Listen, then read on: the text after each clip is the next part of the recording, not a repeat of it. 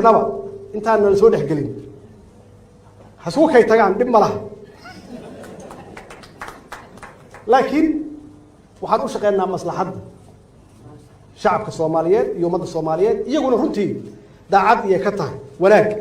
iyo runtii maxaan ku raahdaa in dalkan hore loo mariyo runtii daacad iyo ka tahay laakiin wala kala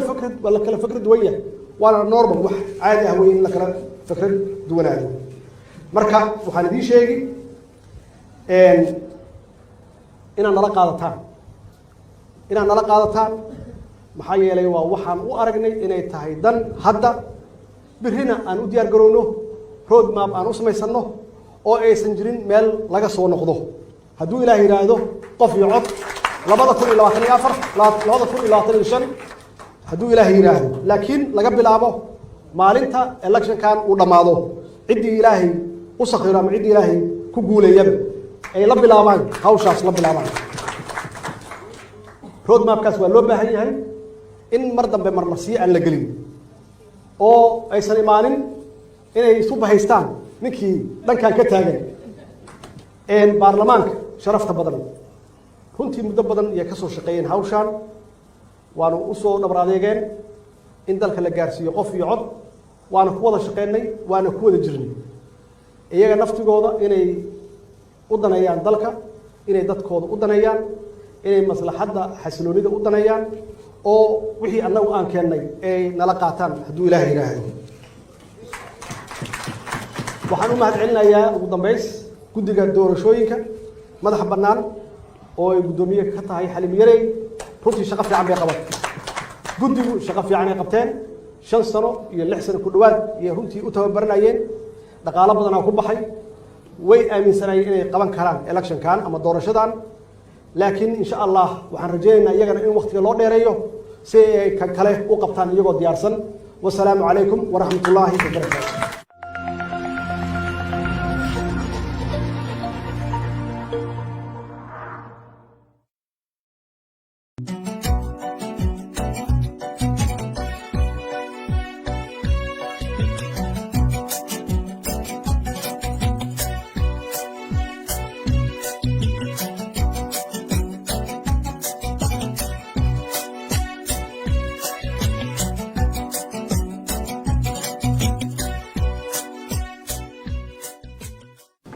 ومعتنتين مدحونا أحمد قرقر ومعتنين هاي كسمها رئيس وزراء دولة الفدرالكا مدحونا ياشا دولة قبلية بودلاند قلمودو هرشابيل كونفور قنبيت يو جبلاند قدوميها قبل كبنادر مروضة كواد قولها وزير هذا هير فدرال يو هير دولة قبلين تلياشا عيدا كقلب كسيدة مرتي شرفتا هل كان نقل سوق قبل شيء وحنكون سلام من سلامة إسلامك السلام عليكم ورحمة الله وبركاته إلهي ما محله وعاوة هل كان نوسو تقليه إنا سوي معنه وأنا وقف قال له كل كان مناسبة عن كحرينه shirkii ka soo bilaawday dhuusamareeb dhameystirkiisana aan halkan ku soo khatinay ku soo gabagabeynay shalay oo ahaa habka iyo hanaanka doorashada loo gelayo 2020 iyo 2021 waxaan rabaa inaan u mahadceliyo fursaddan uga faa'iideysto halkan waxaan ka arkaa hooyaday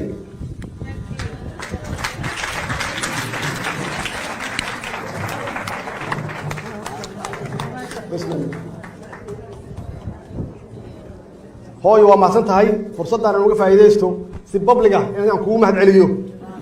إلهي كسكو ماشي عن تاجنا هذاك مسؤولة نبى أنا لا صومرتي وأنا سوكر السي وحبانا صومرتي هوي وما ما سنتهاي قفل بهالك الفنية قفل بمغلاينا وإن والدين ساس لي هذا وما سنتهاي مر والبابا أنا أدعي له أنت دمت إلهي والجنة سيو كون نولنا إلهي عافماد عمر سيو وعن ربائنا المهد عليو مدحوين قرقور xaqiiqatan mas-uuliyaddu is saaray oo awooddiisa ka weyn oo aad iyo aad u culus oo 3 gogol uu noo dhigay taas waxay muujinaysaa isaga iyo beelweynta galmudug inay yihiin xaqiiqatan dad Soomaalinimada ku weyn oo u horeeya xalka Soomaaliya waa runtii kaaga mahadcelinayaa madaxweyne adiga iyo dadweynaha guud ahaan reer galmudug khaasatan ama gaar ahaan Samareeb waxaan rabaa inaan u mahadceliyo madaxweynayaasha Hirshabeelle iyo Koonfur Galbeed oo runtii nagala soo qayb galay Samareeb 3 oo runtii aan ku gaarnay meel waxay keeneen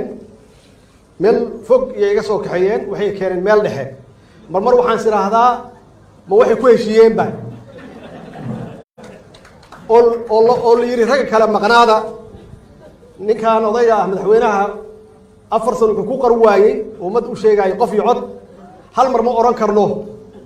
hal ugu noqdo mid dadbane annaga soo dhaweeyeen idinku nasuga arintaas waxay u baahan tahay baarid maxaa yeelay markii aan xaq isku tagnay waxaan yiri walaalayaalow qol gala idinku xal ii keena xal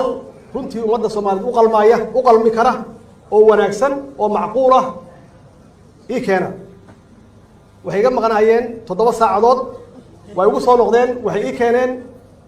heshiiskii ka soo baxay Samareeb 3 runtii waana ka naxay waana ku farxay oo waxaan ogahay labada kale oo maqan inay meel fog ka hadlayaan marka waxaan yiri intaan orod ku qaado bal wax kale la sameeyay maadeen waxa laga yaabaa inay istaraatiijiya waxay ka ilaalinayaan nuclear inay hal mar ugu tuuraan nuclear option waxaan yiri see ummadda uga gadaa hawshan ileen 4 sano waxaan iibinaynay aan ummad u sheegaynay shuruuc u sameynay ummadda Soomaaliyeed aan maalin iyo habeen baan u sheegaynay in dalku uu gali doono qof iyo cod waxay yiraahdeen rag kale meesha joogan ma ogide intaan qaado oo ummadaada intaan u sheeg alxamdulillah wixina dhex marayna ummadda waa u sheegay waxayna ilaahay ummaddu inay intaas ku qanceen hadda marka imaanshaha halkan ay yimaadeen sidoo kale aan sameeyay waxaan yiri qoltaga shantiina fariista ii keena wax ummadda Soomaaliyeed ay ku qanacdo oo sharci iyo dastuur ku dhisan aniga raggaan moodaa inay la socdeen iyaga ugu horeeyaba taasa wax ugu abuurtay shaki u baahan in la baaro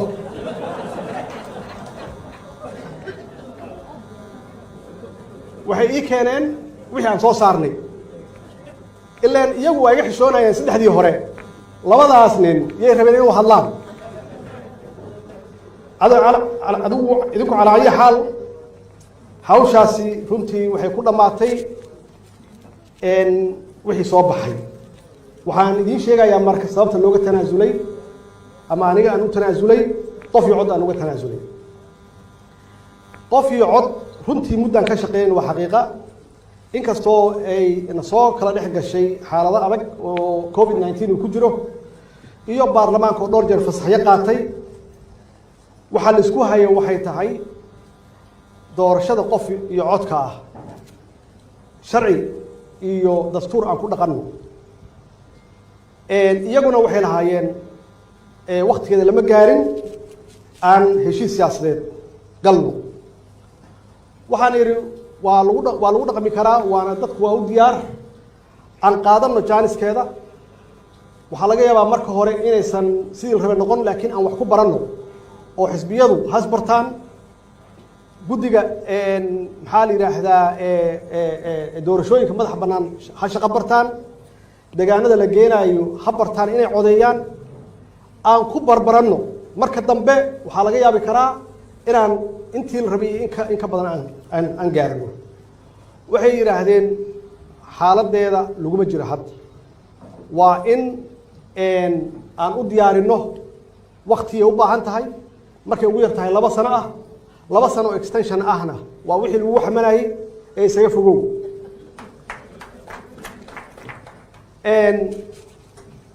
anigu waxaan ku taagnaa sharciga in la ilaaliyo iyo dastuurka oo aan u haysano maxaa la yidhaahdaa legislation sharci baarlamaan ka soo baxay oo aan nagu aan wada siixnay iyo dastuurka iyo guddiga doorashada oo intaasoo sano loo tababarayay hawsha inay qabtaan arrintaasi runtii waa nagu fogaatay waa isku mari weyn waa isku mari weynay saddexdii bilood ee lasoo dhaafay wax kalkamayn hadlayn waxaan isu sharxaynay faa'iidooyinka ee leedahay qof iyo cod iyaguna waxay ii sharxaayeen inaysan hadda aan la samayn karin oo aysan diyaar ahayn oo loo baahan yahay waqti haddaba maxaa dhacay marka oo aan ku tanaasulay waxaan ku tanaasulay markii ay gaartay meeshii ugu dambeysay oo ah in la kala tago oo ah in la rajo xumeeyo ama dadka rajo xun la geliyo waxaa ii soo baxday labo inaan kala doorto waxay kala yihiin in dalku uu kala tago oo wadajirkeenni uu lumo anoo ku adkaysanayo qof iyo codkii maxaa yeelay sharci baan ku taagnahay dastuur yaan ku taagnahay iyaguna ay yidhaahdaan ka qaybgeli mayno electionka oo waa qaadacnay waa boycott galeen macnaheedu waxay tahay somaliland dee awal bay gaar u taagneyd markaana inaan waayo labadooda keliya maaheen shantoodaba waa isla socdeen aan idiin sheegay runteed waxaa ii soo baxday marka aniga shaqada la ii idmiday aan u dhaartay oo la ii doortay inay tahay inaan dalka marka ugu horreysa isku hayo inaan ilaaliyo wadajirka iyo midnimada ummadda soomaaliyeed markaasaa dowladnimo iyo doorasho laga hadli karaa laakiin haddii dowlad goboleedyadii qaar ay leeyihiin annagu ma gelayno maxaan ka shaqeynay waxaan ka shaqeynay kala qaybin yaan ka shaqeynay tan labaad oo aan u tanaasulay waxay tahay shisheeye inuu soo faragashado uuna soo farageliyo inaan annagu waxayna ha xumaato ha samaato annagu aan gaarno go-aankeeda mas-uuliyaddeedana aan qaadanno laakiin marnaba shisheeye inuusan soo dhexgelin uusan sukaa soo jijiidin taasna inaan ka fogaano waxay ii keentay marka inaan qaato tanaasulka marka maxaa yeelay inaan dalka isku hayaa muhiim ah marka ugu horeysa uusan kala tegin waana runtii waxyaabihii muddooyinkii lasoo dhaafay culayskii dalkan saarnaa yay ahayd dalkan in la kala fogeeyo dadkiisa laysku diro shisheeye uu ku dhex jiro dhibaato laga dhex abuuro xaqiiqatan waxaana ka shaqaynayay dalal shisheeye iyo shakhsiyaad dana gaara leh ha ahaadaan soomaali ama ha ahaadaan shisheeye oo xaqiiqo ah muddooyinkii aan soo marnay intay rabta ha ahaato ummadda soomaaliyeed ma aha wax ka yimid wixii dhibaataha oo ka dhex dhacay waxay ahayd wax kor looga keenay dalalkaas aan sheegayana danay leeyihiin danahay leeyihiin waxay tahay annagu in aan isku mashquulsannahay xasilooni darro siyaasadeed ina haysato dagaallo dhexdeena ay ka socdaan shabaab maalin walba ay ummadooda waalahooda ay qarxinayaan ay leynayaan annagiina xasilooni darro siyaasadeed ayna dhex taallo intaas hadday jirto dalalkaasi dhaqaale ahaan siyaasad ahaan iyo security iyo ciidan ahaan waa nooga horumarayaan waana nooga tegayaan sababta waxay tahay intaan dhib ku jirno xasilooni darro aan ku jirno beesha caalamku waa nala joogayaan dhaqaalahaad sheegaysaan oo intooda badan aanan arag waa isticmaalayaan dhaqaalahaas kullina waxay soo marayaan dalalkaasay soo marayaan dalalkaas markay soo maraanna waxay isticmaalayaan bunuugtooda bangiyadooda waxay abuurayaan shaqooyin canshuuray ka qaadayaan ama fiisi ay ka qaadayaan dhaqaalahaas yimid oo dalalkaas ku soo hormaray shaqo abuuray u tahay dadka u shaqeeya maxaan ku idhaahdaa NGO-yadoo dhanna waxay degan yihiin meelahaasi degan yihiin guryahay ka gateen ama guryahay ka degan yihiin ama hoteeladay ka degan yihiin lacagahaas haddaan xasilanno waa joogsanayaan saas darteed dalalkaasi dan uguma jirto inaan anagu isfahmno oo aan heshiino oo Soomaaliya degto waxay ku waayayaan billions of dollars ay ku waayayaan saas darteed haddii aysan iyaga toos ugu jirin waa ku faraxsan yihiin inaan haysanno haddaysan iyagu toos ugu jirin siyaasad ahaanna waa sidaas marka annagu aan dhibaataysannahay waa inaan u tagno iyagii oo aan weydiisano inayna heshiisiiyaan inay adduunka tusaan Soomaaliya inay ka sarreeyaan ka fiican yihiin ay ku dhex jiraan oo ay heshiisiinayaan inay tusaan marka intaasna waxay ku helayaan leverage iyo ku helayaan adduunka ay uga helayaan ciidan iyo security waa sidaas in anagu waa tabar daranahay oo badaheenii maxaan ku raahdaa kalluunka laga xadayo maalin walba ama qashinka lagu daadinayo ama xuduudaheena ayna difaacan karin waa qayb ka mid ah haddii stability aysan jirin dhaqaale ma jiro siyaasad ma jirto ciidanna ma jirto intaasna waxaa aan uga bixi karnaa annagoo isu tunaasulna yaan uga bixi karnaa taas yaa ii caddaatay marka aniga in aan ogolaado shisheeye inayna soo dhex galaan in xaaladihii aan ku jirnay oo xasilooni darrada ahayd inaan ku jirno in marba meelna looga yeero oo laisku dayo in nala heshiisiiyo hadda annagaaba heshiin karnaba intaan nala soo dhex gelin hasugu kay tagaan dhib ma laha laakiin waxaan u shaqeynaa maslaxadda shacabka Soomaaliyeed iyo ummadda Soomaaliyeed iyaguna runtii daacad iyo ka tahay wanaag iyo runtii maxaan ku raahdaa in dalkan hore loo mariyo runtii daacad iyo ka tahay laakiin waa la kala fikrad duwan yahay waana normal wax caadi ah weyn la kala fikrad duwanaado marka waxaan idin sheegi inaan nala qaadataan maxaa yeelay waa waxaan u aragnay inay tahay dan hadda birrina aan u diyaar garowno road map aan u samaysanno oo aysan jirin meel laga soo noqdo hadduu ilaah yiraahdo qof iyo cod 2024 hadduu ilaah yiraahdo laakiin laga bilaabo aan u diyaar garowno road map aan u samaysanno oo aysan jirin meel laga soo noqdo hadduu ilaah yiraahdo qof iyo cod 2024 hadduu ilaah yiraahdo laakiin laga bilaabo maalinta electionkan uu dhamaado ciddii ilaahay u sakhiro ama ciddii ilaahay